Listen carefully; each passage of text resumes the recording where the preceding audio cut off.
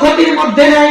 আল্লাহ রাব্বুল আলামিন বলছেন ইল্লাল্লাযীনা আমানু ওয়া আমিলুস সালিহাতি ওয়া তাওয়াসাউ বিল হাক্কি ওয়া তাওয়াসাউ বিস সাবর।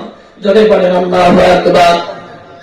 আল্লাহ বলছেন এই পৃথিবীতে কোটি কোটি মানুষের ভিড়ে, লক্ষ লক্ষ কোটি কোটি মানুষের ভিড়ে সেই মানুষগুলো জাহান্নাম থেকে মুক্তি পাবে। কোন মানুষগুলো? ইল্লাল্লাযীনা আমানু, যারা ঈমান এনেছে। জোরে বলেন আল্লাহু আকবার। তারাই জাহান্নাম থেকে মুক্তি পেয়েছে।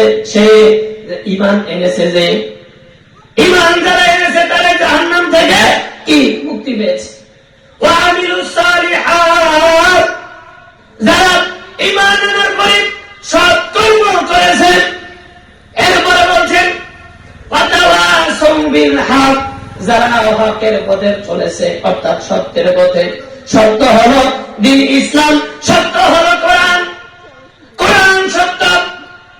পৃথিবীবাসীর ভিতরে সবাই ক্ষতির মধ্যে রয়েছে, কিন্তু ওই মানুষগুলো ব্যতীত। কোন মানুষগুলো? যারা ঈমান এনেছে আমি আল্লাহর প্রতি, আমার রাসূলের প্রতি, জান্নাতের প্রতি, জাহান্নামের প্রতি।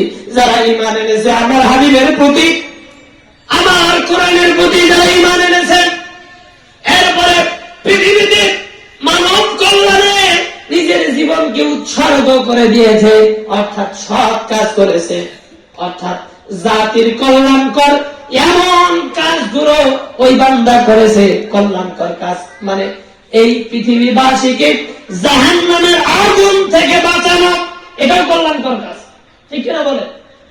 কল্যাণকর কাজ। বান্দা ঈমান আনার পরে নিজে কল্যাণ কাজ করেছে, জাতিকে জাহান্নামের আগুন থেকে বাঁচিয়েছে, সৎ কাজ পরিচালনা করেছে, হকের কথা বলেছে, হক পথে পরিচালিত হয়েছে, কিংবা পরিচালিত হক পথে এই জমিনকে পরিচালিত করার প্রচেষ্টা চালিয়েছে। এরপরে